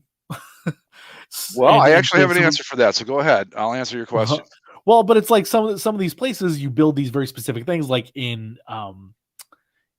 Brazil, they built the velodrome for cycling for the Rio Games, and it's like, how many cycling events are you going to host in a year, and how many bobsled events are you going to ever host? So some of these things just go into disrepair, or what they're doing now is they're getting a lot of like temporary things built. But again, I don't know if I trust a flimsy temporary luge run to anything. But it's funny you bring this up, because just yesterday, a friend of mine that lives down in Largo came up to visit me, and he was telling me that he was in Jamaica, and he got to, I guess they turned the Jamaican bobsled practice course into a tourist thing where you could ride. It's like a little roller coaster type thing. So that's what you do with it. Yes. I did that in Whistler as a kid. Oh, here Andy's got a picture. Let's see. These are just some photos of like the Sarajevo bobsled track. Yeah, like just all graffitied out. So you really couldn't do much with that though, because without the snow and the ice, it's just weird. Well, maybe that you could, because you got a railing there, but wow, I mean, it looks really cool. The photographs are awesome, but like this, how much money in economy was dumped into building this. Yeah. just abandoned now. There's just nothing else Exactly. to it. But that's always the deal. When you bring up the Luge thing, I'm sorry I'm laughing because the guy fucking died. But like, I just sort of in my mind, I have this vision of like eventually there'll be the human cannon to where they'll just it'll be like the because in the skiing thing where they go downhill, the big air where they jump off the ramp and they Yeah. but something like that only it's just a guy on a mat and he just goes down a lubed up hill and just shoots off from the hill, and it's like A, he has to survive, and B, it's a distance, like, big helmet. They could put him in like a big suit or something. But like, It's like, as a kid, did you ever get like a burlap sack and ride it down a grass hill? Those sorts of things. I was thinking more like a slip and slide kind of thing, where you just kind of Or get on your that thing in Britain, the cheese rolling down the hill. Well, no, God, we Have you seen this? that looks horrible. Anything? Are they like a big wheel? Yeah. They get a big wheel of cheese. They roll it down the hill, and everyone chases it. Okay. No, or I live in Ohio. We live just south of Cedar Point, the amusement park, and they come up with these new rides every year. And I always joke that the next ride's going to be we're just going to put you in a cannon and shoot you into the lake. That's going to be the same idea, basically. Like, what else is left? So like each country could build a trebuchet to see how far they can launch. Like they look for people like racehorse like whatever they call the racers, to where they jockeys, to where they're like one. They're the size of people. They find the smallest man they can, and then they just put them in a trebuchet and fucking launch them. Germany wins again. Let's go check on. I'd watch that shit. I mean, I'm not going to lie. Scraping Ludwig off the. There was Ludwig. We had a miscalculation, and Ludwig missed the target. Sorry about that. Overshot it by a good 80 meters. He's in the parking lot. Anyway, that'd be funny shit. Yeah, and, it'd be horrible, but I'd laugh. Yeah. Dennis brings up a good point. And I think it's also why like LA got the 2026 games, or 2028, I think. Because they're just these you're getting so many of these things where like they're going into disrepair. Yeah. I don't know why the Olympics hasn't already gone to like just a rotation of like put it in LA, put it in Beijing, put it in Sydney, put it in Paris, and and just rotate. I know why. Yeah, but like, I think even people are reaching the point, because I think was it maybe it was the Beijing Games, or maybe it's the next Winter Olympics. People were just not bidding to host it, so much so that like Kazakhstan became a finalist for the Winter Games, and it's like, are we really going to send everybody to freaking Kazakhstan? I think we absolutely should, but yeah. What a really uncomfortable conversation to be having. Olympic committee is just like, guys, that Kazakhstan's like one of the finalists here, right? It's Kazakhstan. Do we bother? Is it like it is in the Borat movie? I don't know. It's my wife. Oh boy. Welcome to Kazakhstan, number one Olympic city of all times. Yeah. But no, well, I mean, because there's so much money and this geopolitics. And, Sure. But like, because there is so much money, there's also only so many countries that can like afford to do it, and the rest are just bankrupting themselves if they actually want to host it. Like, I think that was a problem with Kazakhstan too. Is like Kazakhstan was like putting together this bid to host, and it's like, guys, just don't do it. No. Save your money. You don't have to. Well, and they became a finalist, I think, because Norway backed down and was like, yeah, you know what? We decided it's going to cost us way too much money, so Norway declines. Norway's like, Kazakhstan's got this. We're good. We're fine. Keep our money. Yeah, right. For the memes, we want Kazakhstan to host. Right. Well, I mean, I think Kazakhstan is actually supposed to be a very beautiful country, but the sure, whole, but it's also like, come on. I mean, well, it's the Olympics though is better served in a place that's already immensely. Yeah, you have infrastructure, but also that is built to have many people and can quickly adapt and repurpose or move on from that structure, those structures being assembled. Because like these other places, these smaller places, to where when they host the Olympics, it's this massive inswell of humanity, And so they spend billions and billions of dollars building hotels and all the facilities. And then after a few months, everybody leaves, and then you have all this nothing. Yep. You know, like, what are you supposed to do with all this stuff? You spend billions of dollars for 2 weeks, Right? And then you hope that people live in these apartments when they're done, or that you can attract cycling championships or whatever you want. Right. Or cannon, the cannon fodder competition. Or cannon or horse diving, as Jeremy suggests. Are they still doing, is the X Games still a thing? Yeah, I think it was, and then COVID. I think it was supposed to be, and COVID wiped it out last year, didn't it? Yeah. I know that they still happen, but they're not nearly the events they were in the 90s. Like, I put the X Games on the same tier as like the Warped Tour, Andy, of like something that was the most important thing in the world for like 5 years, and was so extreme and so cool and so young and hip, and then like, you know, the people that were young and hip became older, and then everyone's like, yeah, I don't really want to do this anymore. Like Lollapalooza. Yeah. The X Games was such a early 2000s, late 90s. Just putting an X, calling it the X Games. That's such a turn of the century. Just like, it's embarrassing. It's like it's sponsored by Jinko Jeans. You know, like what is this? Just kind of like cringe. And Mountain Dew. Well, I mean, Mountain Dew is still around, but it's just, you know. No, but that was the hookup for sponsorship was Mountain Dew with X Games. I mean, that was like the big one, right? Or was it? Sure, I don't remember. All I remember about the X Games was being surprisingly either really, really bored with them or shocked by them, because the boring parts is usually like you have to be a connoisseur of like people doing the bike course or something, to where they're just kind of like keeping on one wheel, and it's like, okay, I guess this is something interesting. But then there's the like half pipe stuff where the guys just like fall 80 feet and their shoes fly off. You know? Yeah, like those are interesting, but I don't know. I didn't never see the appeal, but it did make a lot of people want to be pro skateboarders for a long time. Yeah, sure. That and Tony Hawk Pro Skater. Yep. Yeah. That little unrealistic though with that game. You'd be in the air for like 80 seconds. You know, every time you hit a ramp. Oh, you couldn't string more than 6 tricks together at one time?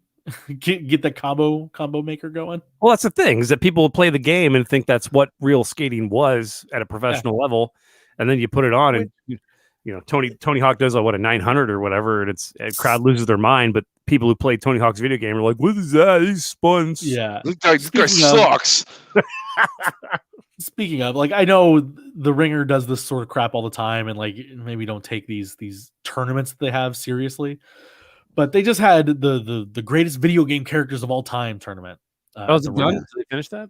They finished, and like it finished out as you would expect. It was Mario taking the championship over Link in the final. Mario beat Sonic in his part of the final four. But the fourth member of the final four, you have Mario, you have Link, and you have Sonic. 3 icons of video games.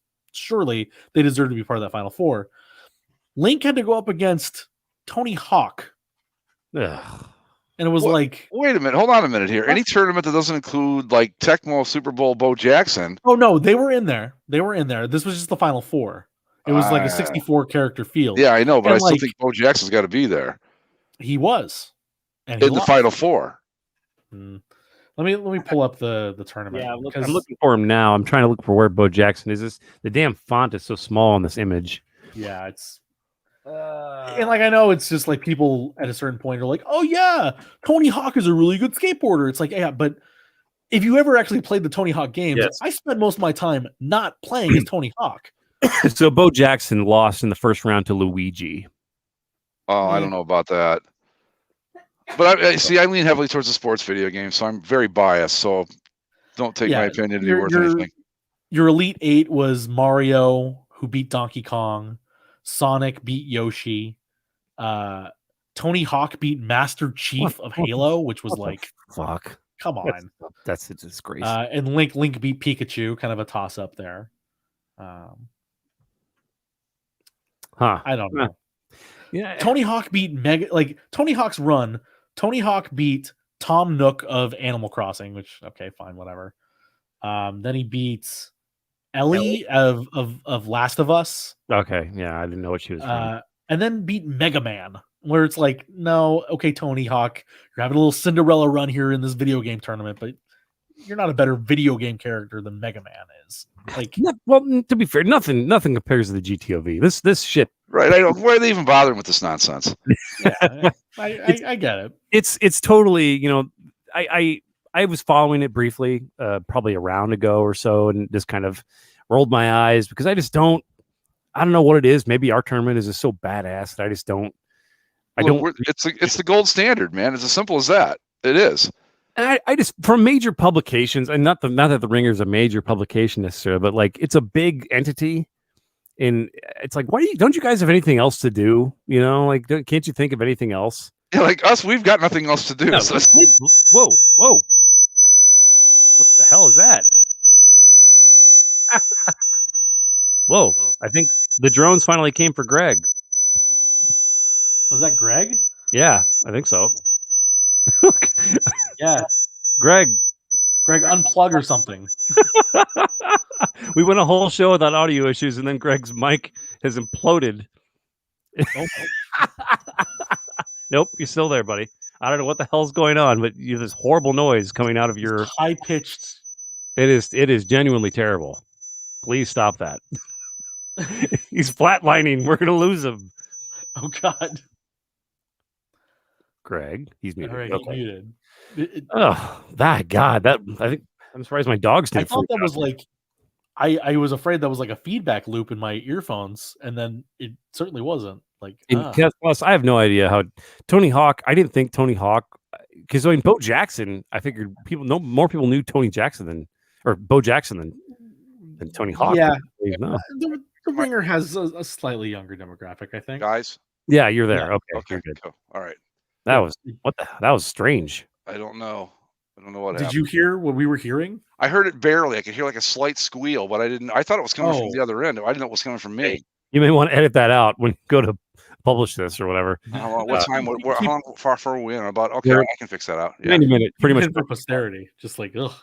My dog was not happy. Dennis. Yes. Jesus, it was that bad, huh? No, it was quite high pitched. Yeah. Yeah. Okay. But anyway. Yeah. So I don't know the tournament stuff. It makes for interesting. I guess. I mean, I just looked at it. I gave him a click. So yeah. Who knows? But yeah, but you know what? It kind of irks me, and I'm sure that I don't know with the Twitterverse being what it is and all that, but I see a lot of what I would consider pale imitations of the GTOV that have popped up over the years. Now, granted, we didn't reinvent the wheel when we came up with this thing, but come on, there's one original. It's this one, and the rest are just copies. So pay no attention to the other people behind the curtain. But I do see a more of them than I used to since we started doing this one, which is the 9th version this coming year. Yeah, there's no. I mean, again, I think it's all a matter of like. I mean, there's one that's the only thing I can compare it to is there's a radio station in Chicago that sports radio station that did a tournament of bad, and it was basically just stuff that sucked, and they would just it was kind of funny, and it was kind of all like meta a little bit too because you had to know like the hosts and stuff, but it wasn't as that's the same thing I kind of like about the GTOV is that there's a lot of inside jokes and references, but there's also just a lot of weird shit you probably won't find anywhere else. I think this year is going to be possibly the weirdest one yet. Potentially. Yeah, it's going to be very, very interesting discussion for the people for sure. Because I know that my bracket has some of the strangest entries I've ever put in this thing. And again, shout out to Cosmic one more time for the outstanding job he did in documenting all the entries we came up with over the past year and completely forgot about. So again, thanks again for that. That's awesome. Yeah, we'll hopefully we don't have too many overlaps when we do. I was thinking maybe we should have a draft. Like next week we'll have a draft of that that list. Well, say we what do we have? Candy draft last year? Yeah. When the hell did we even do that? Was that like June or something? I don't remember. You tell me, man. It was at the height of the shutdown.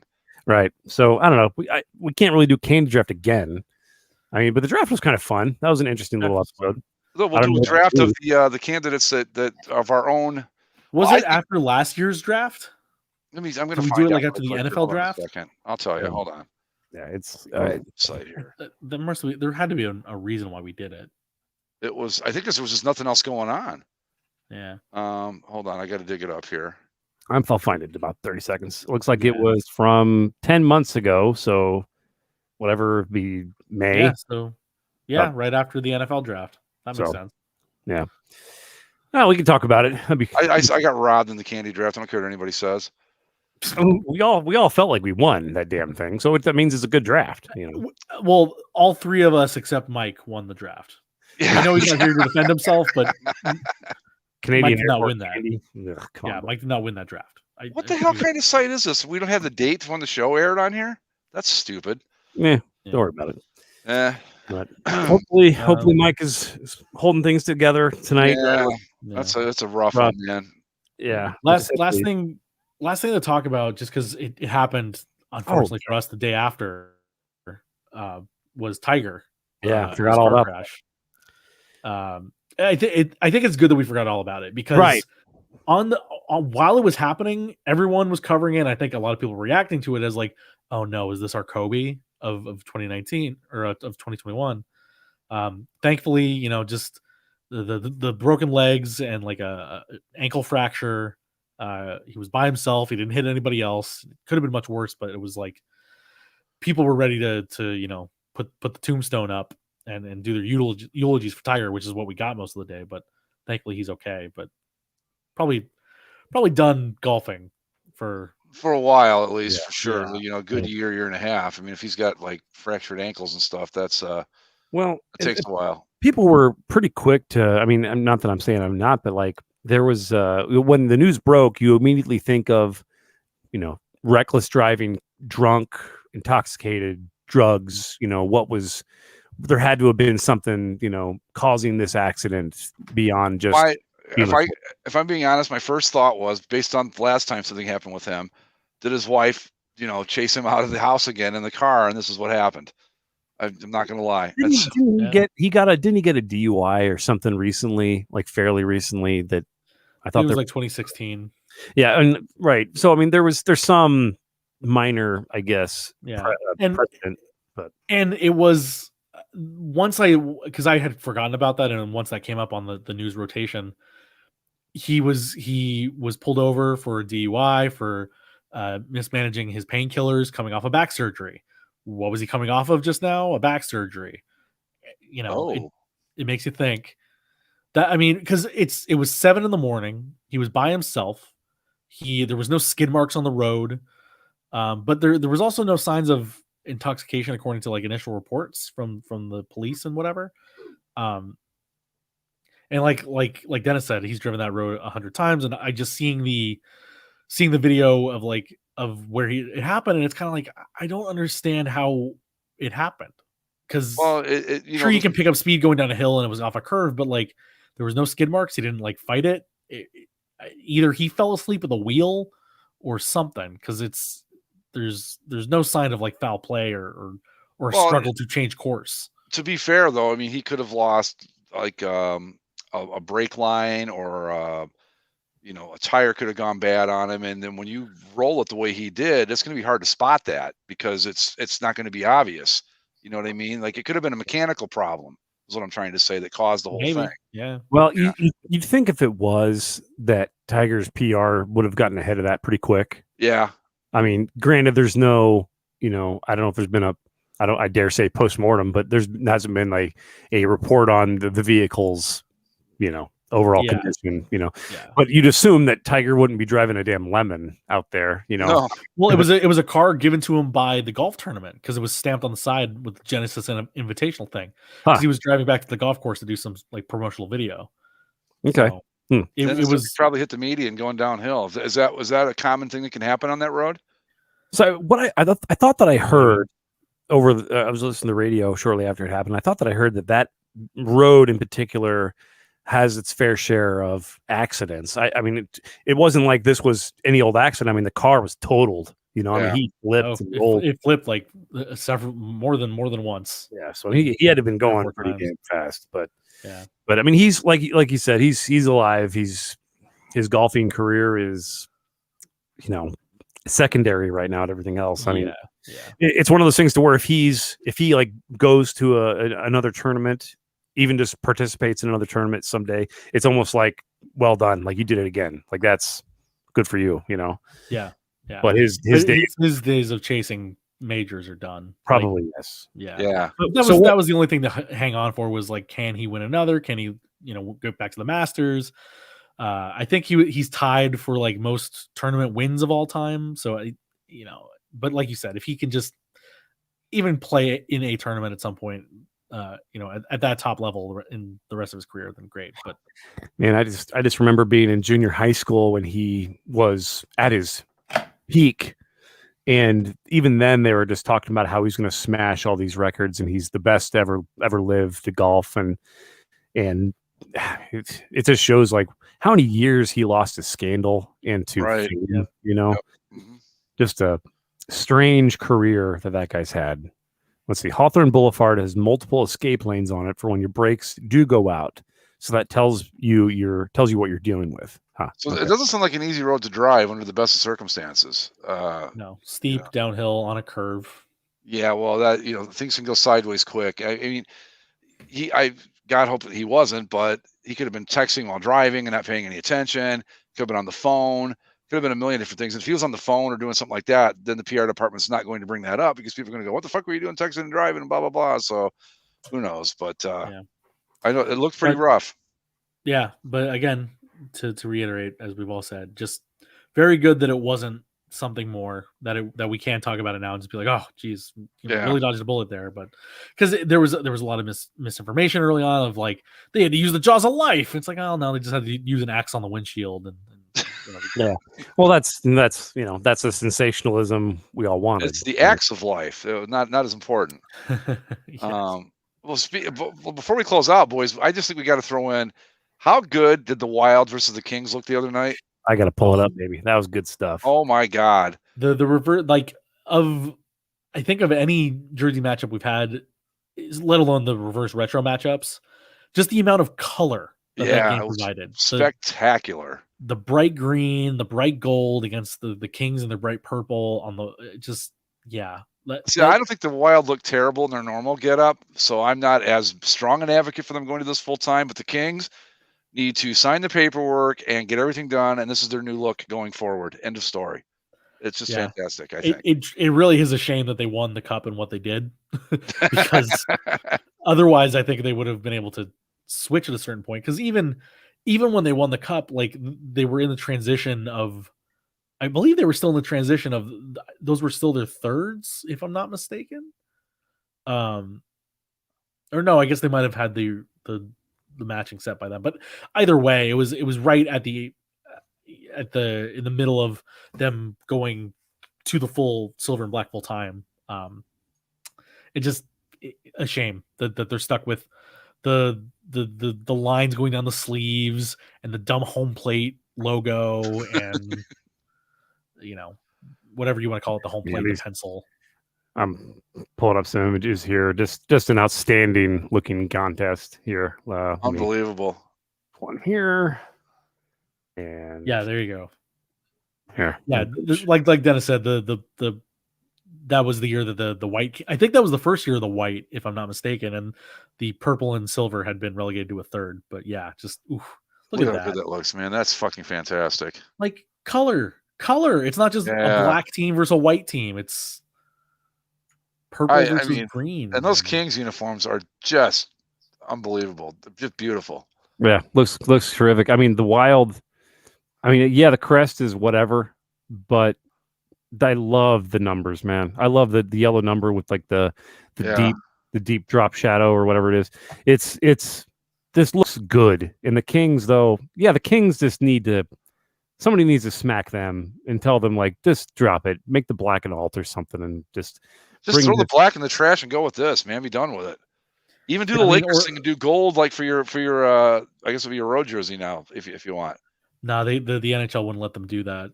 Wait, did they do that before? Was it white? In the old set, the purple. In the original jerseys, they were purple and gold. That's what I thought. Purple at home and gold on the road, but that's since been outlawed. So like now you have. Okay. That's why Nashville is all gold at home instead of all gold on the road. You know what though? A white version of that would look really good too, I think. like that jersey would look really Oh, sharp sure. if you did it right. Yeah. So yeah. Fantastic though. That's one of the best looking hockey games I've ever seen. Beautiful. Just beautiful. Yeah, at the very least, I would have a pretty good feeling of the Kings going forward, keeping that around as some sort of alternate and getting rid of the silver alternate that they currently use, which is not very good because it's not even silver; it's like a dingy gray. Yeah. And then they're also wearing like the regular Gretzky retro at some point this year. Oh, that'd be kind of cool. The white version of the silver and black with the Gretzky logo. So Okay, it'll be all right. That would be all right. Yeah. The Kings are one of those teams that have too many identities to pick from, you know. And it's unfortunate that they won the cup in one of their worst ones because that's the one that they have committed to sticking around for too long. So now it's like, oh, we could do the purple and black, but it's like, oh, but how will we honor the cup years? And it's like, well, you got to make terms with that, I think. Yeah, someday, hopefully they'll course correct and embrace the color. That'd be glorious.